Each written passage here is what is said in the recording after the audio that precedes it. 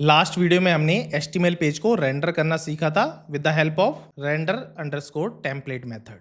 लेकिन जो हमने पेज रेंडर किया था वो स्टैटिक HTML पेज था। हर यूजर के लिए सेम कंटेंट ही दिखेगा, चाहे मोहित इसको यूज करे, रोहित इसको यूज करे, अलग अलग कंटेंट नहीं दिखेगा। तो आज हम देखेंगे डिफरेंट डिफरेंट यूजर के लिए डिफरेंट डिफरेंट डेटा आप कैसे डिस्प्ले कर सकते हैं। लाइक वेलकम मोहित, वेलकम राहुल, ये सब चीज अलग अलग यूजर के लिए अलग अलग दिखें। जैसे कि प्रोडक्ट डिटेल में दिखती है, प्रोडक्ट डिटेल में जो डेटाबेस से प्रोडक्ट आता है वही प्रोडक्ट डिस्प्ले होता है। तो आज हम डायनेमिक डेटा रेंडर करना सीखेंगे कि डेटा कैसे आप पास कर सकते हो फ्लास्क से HTML तक बाय यूजिंग जिंजा 2। आज की वीडियो में हम जानेंगे डेटा फ्लो क्या होता है फ्लास्क का।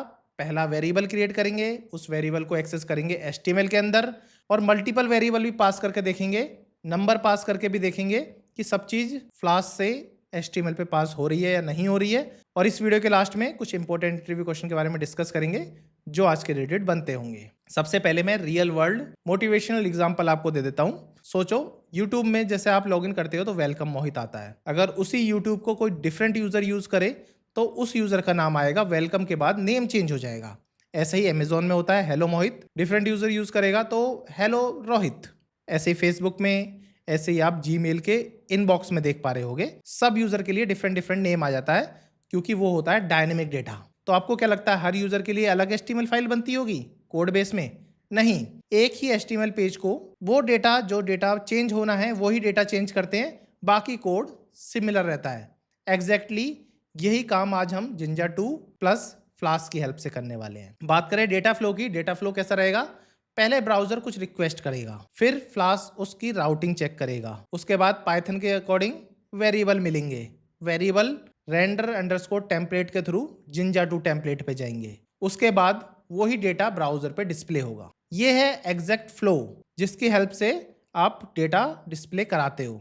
इसको ऐसा समझो, फ्लास्क जो है पाइथन से डेटा लेता है और जिंजा 2 उस डेटा को HTML में डिस्प्ले करा देता है। तो ये एक सिंपल सा फ्लो है। अगर आपने ये समझ लिया तो आप कोड को भी अच्छे से समझ पाओगे। तो क्रिएट करते हैं अपना पहला वेरिएबल, चलते हैं अपने VS कोड पे, क्रिएट करते हैं अपनी नई branch git checkout -b flask dynamic data. ठीक है, मैंने एक नई ब्रांच कट कर ली है। आज का कोड मैं इसी ब्रांच पे करने वाला हूँ। तो सबसे पहले चलते हैं app.py पे, यहाँ पे आ गए हम। अब जैसे कि मैंने बताया था पाइथन हमें वेरिएबल देगी, उस वेरिएबल को हम HTML फाइल में यूज़ करेंगे। तो पहले एक वेरिएबल ले लो, मान के चलो नेम मिल जाता है मुझे, यहाँ से मुझे पाइथन दे रही है नेम मोहित। अब मैं नेम यहाँ से तो मुझे मिल गया, अब इसको मुझे यहाँ पास करना पड़ेगा, कॉमा लगाओ, यहाँ पे मुझे की वैल्यू पेयर में पास करना पड़ेगा। तो name is equal to name लिख देता हूँ। मैंने नेम के अंदर ही नेम पास कर दिया है, तो यहाँ से मैं नेम भेज रहा हूँ, वो नेम index.html में जाके मैं यूज़ कर लूँगा। और वो कैसे करूँगा? हेलो वर्ल्ड की जगह मुझे नेम यूज़ करना है, तो सिंपल लिख दूंगा मैं, देखो डबल करली ब्रैकेट फिर डबल करली ब्रैकेट, यहाँ पे डबल ओपन करली ब्रैकेट डबल क्लोज करली ब्रैकेट, इसके बीच में हम लिख सकते हैं नेम। बस सिंपल सा तरीका है, इससे आपको डायनेमिक नेम मिल जाएगा। चलो चला के देखते हैं। python3 app.py, यहाँ से अपना लोकल होस्ट को कॉपी करो, ब्राउज़र पे जाओ और यहाँ चला के देख लो। यहाँ आ गया, देखो हेलो मोहित। यहाँ से आप कुछ भी भेजोगे, मोहित, रोहित या फिर डायनेमिक डेटा जो डेटाबेस से आ रहा हो, वो उसी के अकॉर्डिंग उसको चेंज कर देगा। ठीक है, HTML में यहाँ पे आपको डेटा डिस्प्ले हो जाएगा। सिंपल इस तरीके से हेलो मोहित आपको दिख जाएगा। अगर आपको कहीं भी दिखता है डबल करली ब्रैकेट तो समझ लेना ये आप डायनेमिक उठा रहे हैं। इसमें आप नाम चेंज भी कर सकते हो, मोहित की जगह रोहित भी कर सकते हो। जैसे आप रोहित करोगे तो यहाँ पे हेलो रोहित दिखेगा। Same HTML different different data के साथ काम आराम से कर सकता है। अब बात कर लेते हैं कि आप मल्टीपल वेरिएबल्स पास कर सकते हो या नहीं और कैसे कर सकते हो। ठीक है, यहाँ पे जैसे मैंने नेम पास किया, चाहता तो मैं इसमें कोई और वेरिएबल भी यूज़ कर सकता था, कोर्स पास कर देता। कोर्स मतलब यहाँ पे अभी मैं लिख देता हूँ फ्लास्क, और यहाँ से मुझे पास करना है मेरी सिटी में लिख देता हूँ दिल्ली। तो ये तीन चीज़ मैं यहाँ से पास कर रहा हूँ और यहाँ से मुझे वो तीनों चीज़ें भेजनी पड़ेंगी। वो कैसे भेजोगे आप? नेम ऐसे भेज देना, ये रहा नेम, और इसके बाद हम भेजते हैं कोर्स। कोर्स को मैं कोर्स ही रहने देता हूँ, कॉमा लगाओ, ऊपर भी कॉमा लगाना है, यहाँ भी कॉमा लगाना है, कोर्स और इसके बाद city is equal to city.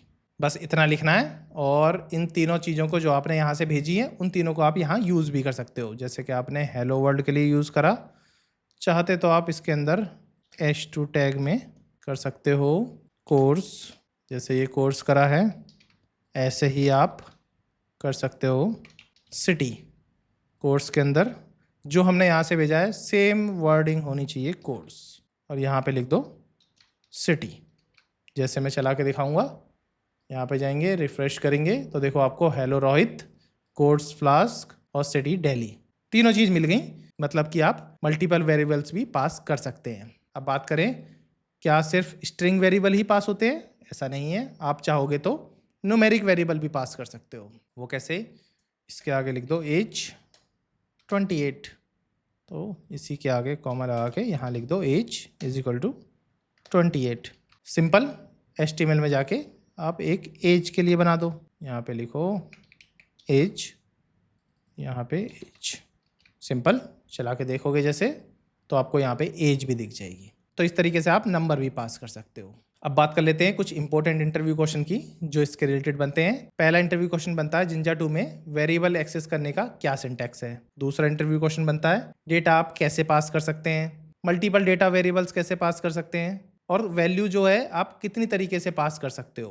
तो यही सब इंटरव्यू क्वेश्चन है जो आपको प्रैक्टिस भी करनी है और याद भी रखना है अगर आप इंटरव्यू के लिए प्रिपरेशन कर रहे हो। तो अगर मेरी वीडियो इन्फॉर्मेटिव लगी हो तो प्लीज़ मेरे चैनल को सब्सक्राइब करें, अपने दोस्तों के साथ शेयर करें। अगर आपको मेरे किसी भी कोर्स की PDF हैंडबुक चाहिए तो आप टॉपमेट पे जाके इजीली एक्सेस कर सकते हैं। उसका लिंक मैं आपको इस वीडियो के डिस्क्रिप्शन में दे दूंगा। Thank you.